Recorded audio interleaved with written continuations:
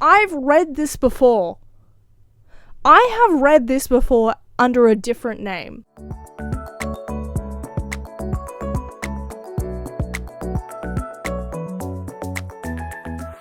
Hello everybody, my name is Brooklyn, otherwise known as TheDramaticOtaku, and welcome to another episode of Read and Review.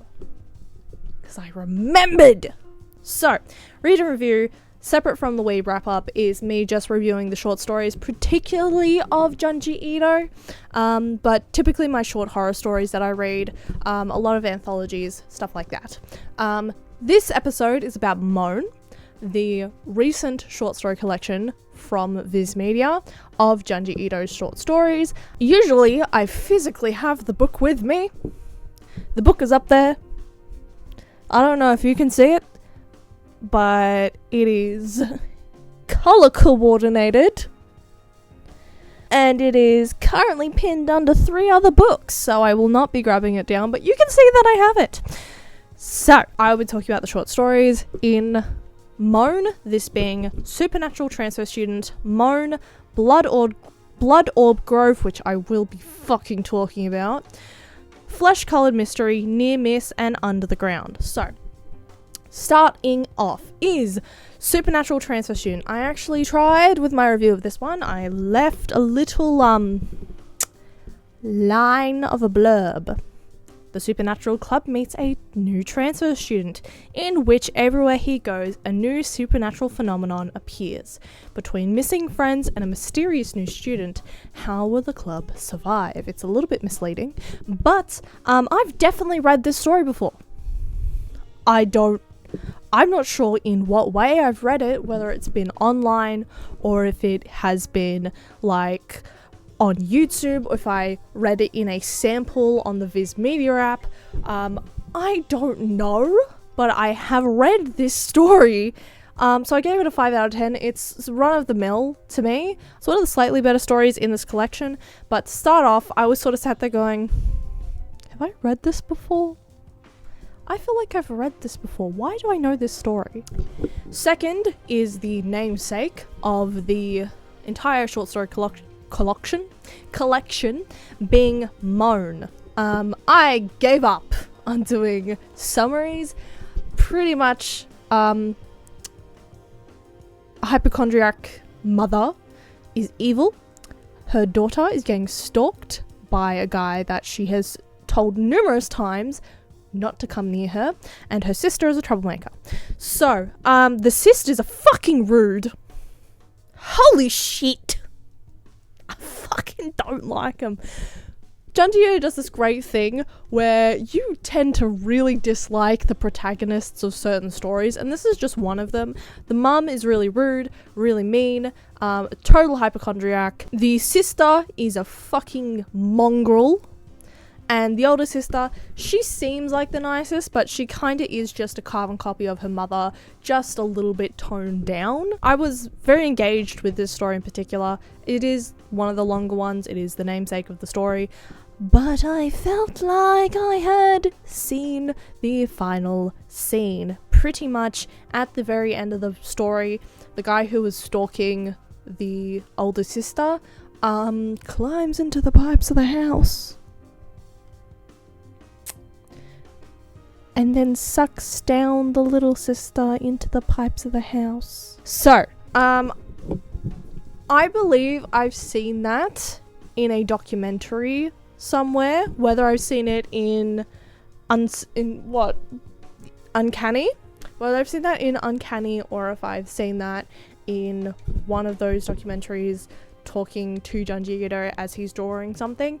I don't know, I have seen the last couple of panels before, but I was starting to get the feeling that I had read the entire book before, and I started questioning if I had the short story collection. Did not, but this next, so I gave MOAN a 7 out of 10, I was thusly engaged, but the end scene I had definitely read before.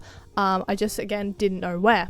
So imagine my fucking surprise when Blood Orb Grove came up, and I felt like I was going fucking crazy. So, the alternate name to this story, Blood Orb Grove, is Blood Bubble Bushes.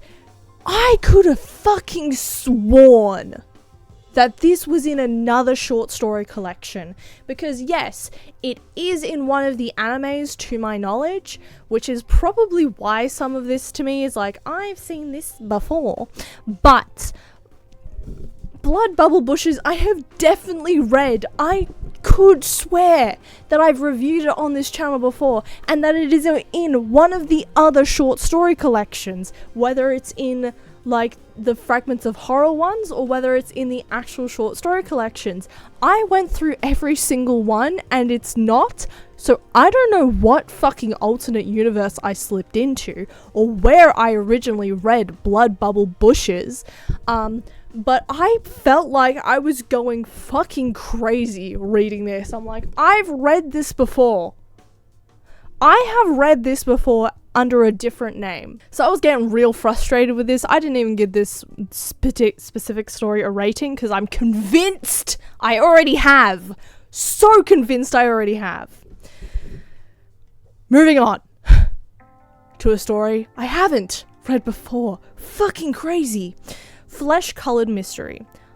I really love the subversion of expectation in this story. You are thinking some kid is some demon kid when the actual demon is his mother. It's a shockingly realistic story about abuse, if not definitely dramatized for effect. And I actually wanted to know more about what happens to Chikara, if Chikara lives with his teacher, or what happens to this little boy.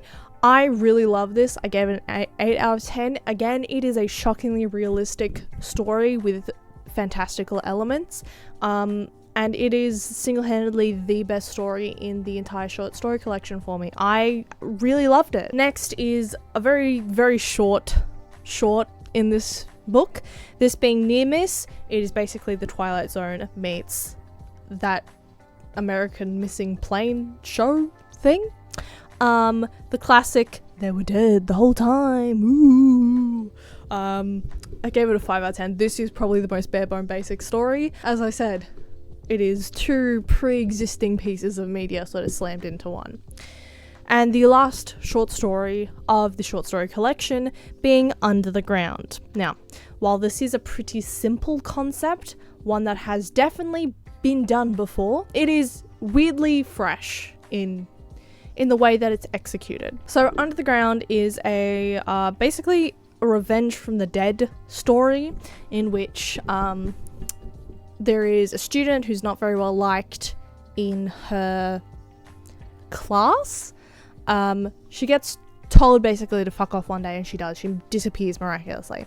But one of the students keeps getting calls from her, and so they talk on the phone all the time, and the girl's complaining, blah blah blah.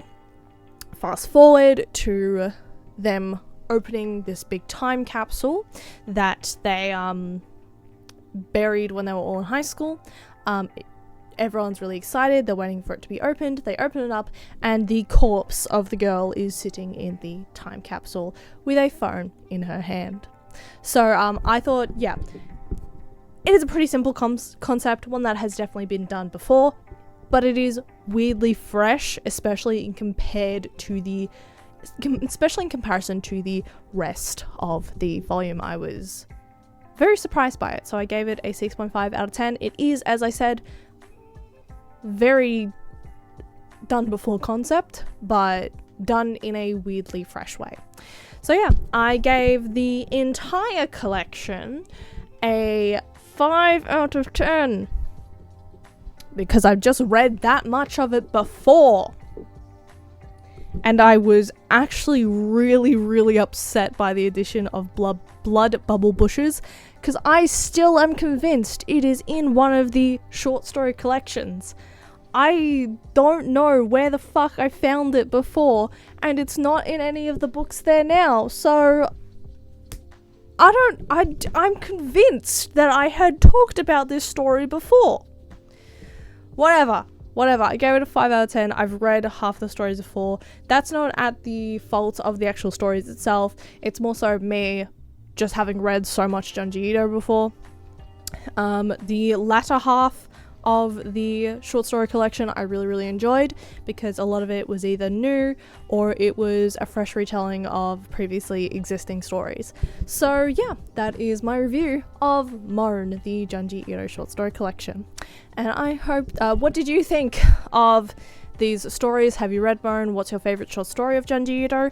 What is your favourite short story from this collection? Please let me know down in the comments down below, and please subscribe. I'm trying to hit 1,000 subscribers before I go see ATs in March, because you'll get a really fun concert vlog. Why not? And I hope to see you next week. Bye.